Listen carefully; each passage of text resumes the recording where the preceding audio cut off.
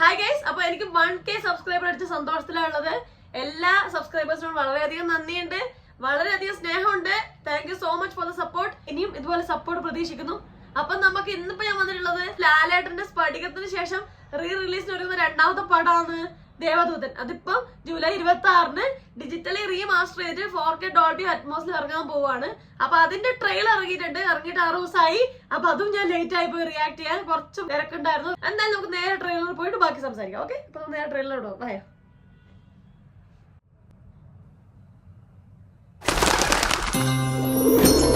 ഇതെന്റെ കോളേജാണ്. എന്നെ അറിയാത്ത ഒന്നും ഇവിടെ എങ്ങുമില്ല. വിശാൽ കൃഷ്ണമൂർത്തിയുടെ വരവോടുകൂടി ഇവിടെ പല അതിശയങ്ങളും സംഭവിക്കാൻ പോവുകയാണ്. നിങ്ങൾക്ക് പരിചയപ്പെടുത്താൻ ഇവനേക്കാൾ വലിയൊരാൾ തൽക്കാലം എന്റെ കയ്യിലില്ല. ഞാൻ കാണുന്നതിനുമപ്പുറം നിങ്ങളിൽ എന്തോ ഒരു ശക്തിയുണ്ട്.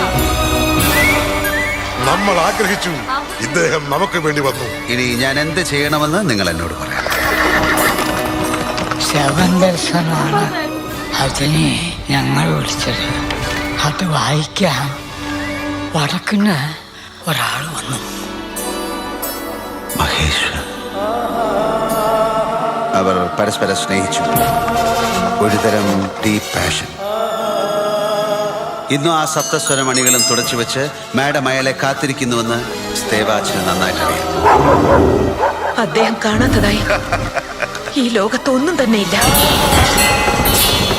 അവന്റെ സ്നേഹത്തിനും അവൻ നൽകിയ സംഗീതത്തിനും എന്തോ ഒരു വശ്യശക്തിയുണ്ട്.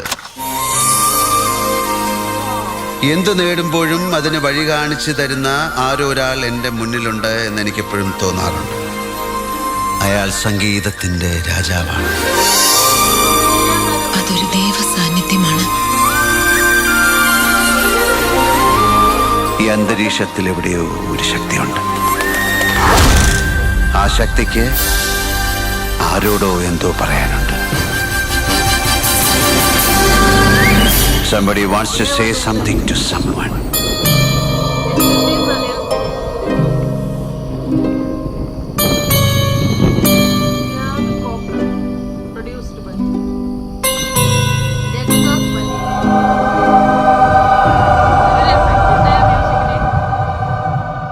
മിസ്റ്ററി ഹൊറർ ഫീലിംഗ് ഓർമ്മയില്ലേ സിനിമ കാണുമ്പോൾ? ഭയങ്കരമായിട്ട് നമ്മളിങ്ങനെ നമ്മളിങ്ങനെ പിന്തുടർന്നുകൊണ്ടിരിക്കുന്ന ഒരു ഫീലിംഗ് ഉണ്ടായിരുന്നു ആ സിനിമക്ക്. കാരണം ഭയങ്കര സ്ട്രോങ് ആയ ഒരു ലവ് സ്റ്റോറി ഉണ്ട് ആ ഒരു സിനിമയുടെ പിന്നില്. ആ സ്ട്രോങ് ആയ ആ ഒരു മിസ്റ്ററി ഫീലിംഗ് ഉണ്ടാകാൻ മ്യൂസിക് പരമായിട്ടും പറ്റിയിട്ടുണ്ട്. ഭയങ്കര മ്യൂസിക്കൽ പ്ലേ ഉണ്ട് ഈ സിനിമയിൽ. കാരണം മ്യൂസിക്കിന് ഇമ്പോർട്ടൻസ് ഉള്ള രീതിയിലുള്ള സ്ക്രിപ്റ്റ് ആണിത്. മ്യൂസിക്കാണ് ഇതിന്റെ ഒരു മെയിൻ ഘടകം ഈ സിനിമയുടെ. എല്ലാവിടേക്കും ഒരു മ്യൂസിക് ഉണ്ട്. കഥകളിലും കഥയിലെ പോക്കിലും എല്ലാം മ്യൂസിക് ഉണ്ട്. അത്ര ഇമ്പോർട്ടൻസ് ഉണ്ട് ഈ സിനിമക്ക് മ്യൂസിക്കുമായിട്ട്. ആ മ്യൂസിക് ആ ഹൊറർ മിസ്റ്ററി എഫക്ട് എലിവേറ്റ് ചെയ്യാൻ, ഹൈപ്പാക്കാൻ ഭയങ്കര സഹായിച്ചിട്ടുണ്ട്. ഭയങ്കരമായിട്ട് ആ ഒരു ഹൊറർ ഫീലിംഗ് എന്തോ ഒളിഞ്ഞെടുക്കുന്നത്. എന്താണ് ഇത്ര തീവ്രമായിട്ട് ജയപ്രദ വെയിറ്റ് ചെയ്യുന്നത്? എന്താണ് ഈ പുള്ളിക്കാരനിലുള്ള ഒരു സംഭവം? ഈ പുള്ളിക്കാരൻ ഇവിടെ ഈ ഒരു സ്ഥലത്ത് സൃഷ്ടിക്കുന്ന പ്രശ്നങ്ങൾ എന്തൊക്കെയാണ്? എന്താണ് അയാളുടെ ആത്മാവിന്റെ ശക്തി? എന്താണ് അവർ ഇത്ര ജയപ്രദമായിട്ട് ഇത്ര ഇന്റർ കണക്ഷൻ? ഇങ്ങനെ ഒരുപാട് ചോദ്യങ്ങൾ, ഒരുപാട് കാര്യങ്ങൾ ഈ സിനിമ കണ്ടുകൊണ്ടിരിക്കുമ്പോൾ നമുക്ക് തോന്നിയാണ്. ലാലേട്ടന്റെ മികവുറ്റ പ്രകടനമാണ്. ലാലേട്ടൻ 80s 90s ലാലേട്ടന്റെ ഗോൾഡൻ പീരീഡ് ആണ്. പുള്ളിക്കാരെ കാണാനും അഭിനയം എല്ലാം ഭയങ്കര റോ ആയിട്ട്, ഭയങ്കര എന്താ പറയാ, വളരെ നാച്ചുറൽ ആയിട്ട് എക്കാലത്തും അഭിനയിക്കുന്ന നടനാണ് ലാലേട്ടൻ. അത് ആ ഒരു കാലഘട്ടം എന്ന് പറഞ്ഞാൽ എടുത്തു പറയേണ്ട കാലഘട്ടം. ഒരുപാട് സിനിമകളുണ്ട്. ദശരഥ ആയാലും കിരീടം, ചെങ്കോല്, അതൊക്കെ നല്ല സിനിമകളിൽ ഭയങ്കര കിലുക്കം, മിന്നാരം, ഒരുപാട് സിനിമകളുണ്ട്. തമാശ നല്ല രീതിയിൽ അടിപൊളിയായ സിനിമകളുണ്ട്. പട്ടണ പ്രവേശായാലും നാടോടിക്കാറ്റായാലും അങ്ങനെ ശ്രീനിവാസന്റെ ഒപ്പം ചേർന്ന് അഭിനയിച്ച ഒരുപാട് തമാശ പടങ്ങൾ നമുക്ക് തന്നിട്ടുണ്ട്. അങ്ങനെ ലാലേട്ടൻ ഒരു ഭയങ്കര ഗോൾഡൻ പീരീഡ് ആണ്. ആ പീരീഡില് ഒരു സിനിമ റിലീസ് പറയുമ്പോൾ നമുക്ക് അതിൽ പ്രതീക്ഷകളുണ്ട്. എങ്ങനെയായിരിക്കും ഇവർ ഈ ഡിജിറ്റലി ട്രാൻസ്ഫോം ചെയ്ത് കാണാൻ, എങ്ങനെ ഇരിക്കുന്നു കാണാൻ രസമുണ്ട്. കാരണം സ്ഫടികം എന്നുള്ള സംഭവം സിനിമ റിലീസ് ചെയ്തപ്പോൾ ഭയങ്കരമായിട്ട് ആക്സെപ്റ്റ് ചെയ്യപ്പെട്ടു. കാരണം അതിൽ ആക്സെപ്റ്റ് ചെയ്യാനുള്ള സംഭവം ഉണ്ട്. കാരണം ഭദ്രൻ എന്നുള്ള ഡയറക്ടറിന്റെ ഭയങ്കരമായിട്ടുള്ള ഫൈറ്റ് അടി സീനുകൾ, മാസ സീനുകളൊക്കെയുള്ള സിനിമയാണ് സ്ഫടികം. ഒരുപാട് കാണാൻ തന്നെയുണ്ട്. അതുപോലെ തന്നെ ഈ ദേവദൂതനിലോട്ട് വരുവാണെങ്കിലും അതായത് പറഞ്ഞ മ്യൂസിക് പരമായിട്ട് ഭയങ്കര ഹൈപ്പുള്ള ഒരു സിനിമയാണ്. അതുപോലെ ഹൊറർ മിസ്റ്ററി എഫക്റ്റ് ഒക്കെ ഉണ്ട്. ജയപ്രദ അഭിനയിക്കുന്നുണ്ട്.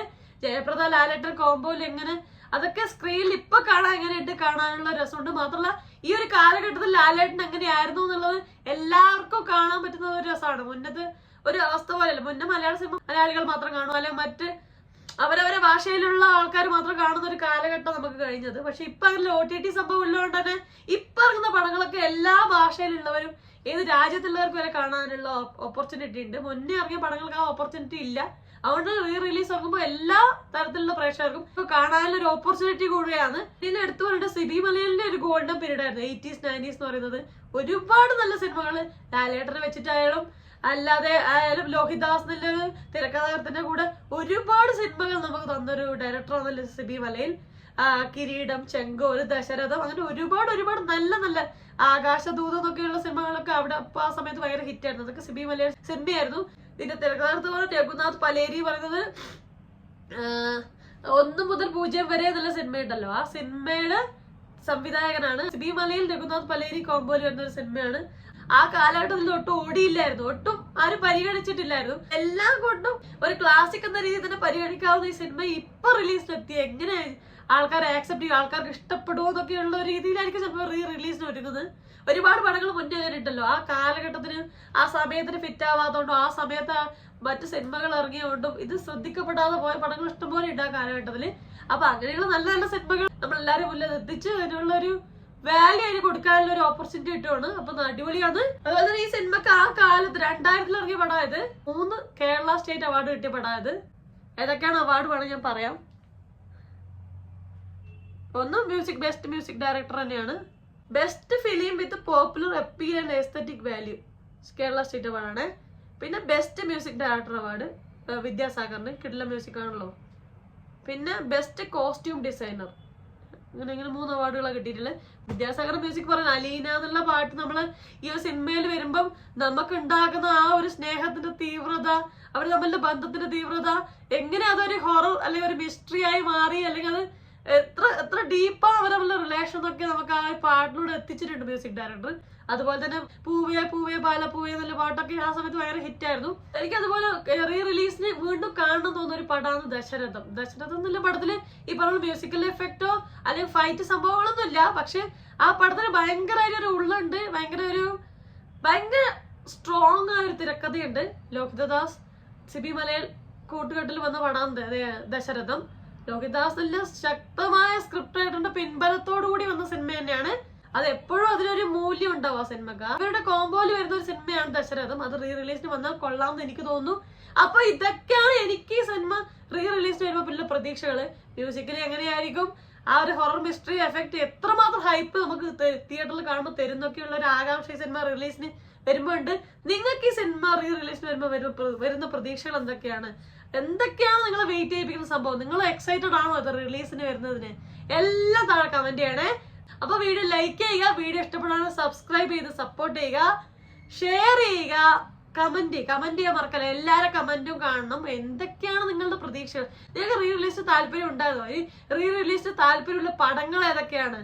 ആരുടെയൊക്കെ പടങ്ങളാണ് റിലീസിനായിട്ട് വെയിറ്റ് ചെയ്യുന്നത്? എല്ലാം താഴെ കമന്റ് ചെയ്യുക. അപ്പൊ അത്രയും നല്ല ഹാപ്പി ആയിട്ടിരിക്കാം. മറ്റൊരു റിവ്യൂ റിയാക്ഷനോ സോഷ്യൽ ഇഷ്യൂ നെക്സ്റ്റ് ടൈം കാണാം. അത് ബൈ ബൈ.